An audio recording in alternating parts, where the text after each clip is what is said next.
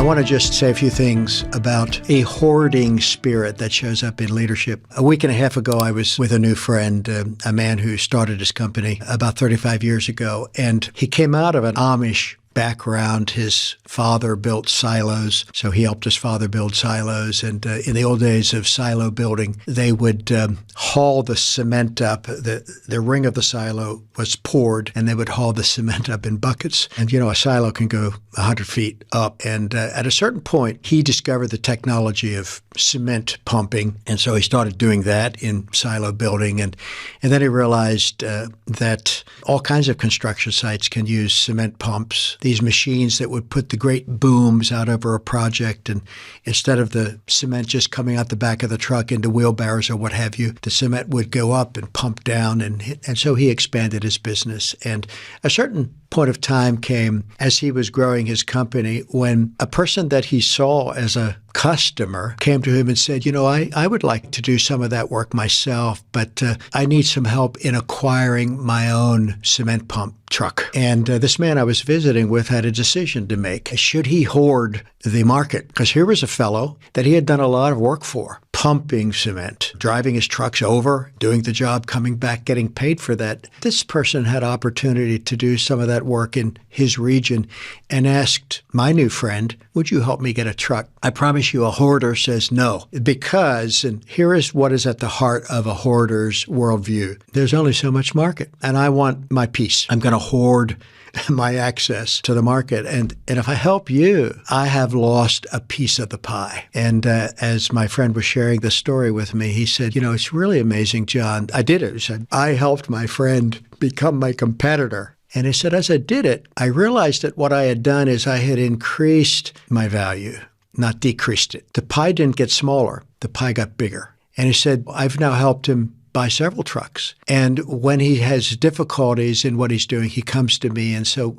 we're doing work for his company at a different level than we used to do it. The posture of I'm not going to help you would have lost him a friend, would have lost him value, and would have lost him growth. I'm going to help my friend step into my market looked like the losing proposition, but it was the gaining proposition for this man. And I reflected on that, and I reflected on a lot of examples like that. Toward the end of last year, I visited another company that used to do welding projects for farm-related implements, and they also had their own line that they built from scratch. The innovations they did in the shop to do it better and better spread their reputation. Other job shops came to them to ask them to help them be better at the craft of welding, to become a more effective competitor to them. My friends in that business said, yeah, we'll help you.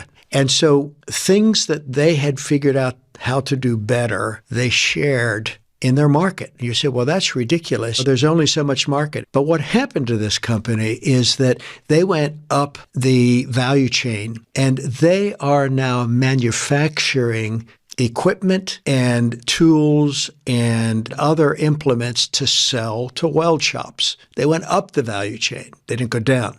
Turns out that by not having a hoarding mentality, I'm hoarding my market, I'm hoarding my expertise, I'm hoarding the things we've learned so that we can have that edge in our market. No, I'm not going to do that. I'm sharing these things with others. It didn't decrease their value. It increased. In fact, what it did for them is it opened up a national market because they're doing things now that can reach weld shops everywhere, not just reach farmers within a day's drive. You see where I'm going with this? A hoarding mentality is the mentality that says that, as I build my business, I got to keep my customers, I got to keep my technology, I got to keep my know-how because, boy, there's only so much pie. If I share my piece, I'm going to have less. I think the man that showed me this first is a man named Bill Mullett. I've talked about my friend Bill before. Bill built a window and door manufacturing company named Provia. And many, many years ago, I began to work with Bill in his company to deal with his people, culture, leadership issues. That's what we do, helping leaders as they grow to understand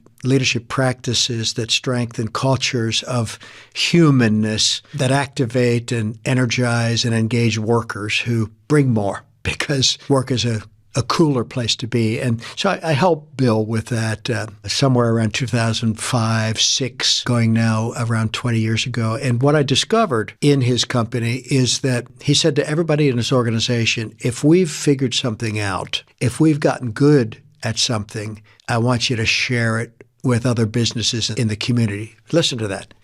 The owner of a company is telling his people who are skillful, if you're good at something and you know someone who's struggling with that, share, help them. So Bill did that. And he would send people in his team who were good at welding, who were good at robotics, who were good at design, to people that he knew in the community who were struggling. They would help. One of the things that Bill did with me is he said, let me pull a lot of people together. And Bill filled a room of about 200 owners. And he didn't go through a checklist and say, okay, if they're non-competitors, I'll invite them. He invited everybody he knew in the community to come in and to learn about serving leadership, about leadership practices that develop workplace cultures of performance and how to treat your people right. He wanted everybody to get good. Bill said to me an expression you've heard, I've heard, well, when the water level goes up, all ships rise. That's what he said. He was not a hoarder. He shared. And I think I have met 500 leaders in that community who attribute their success to Bill. Bill has also been a non-hoarder in sharing an attitude of non-hoarding, helping other people to share.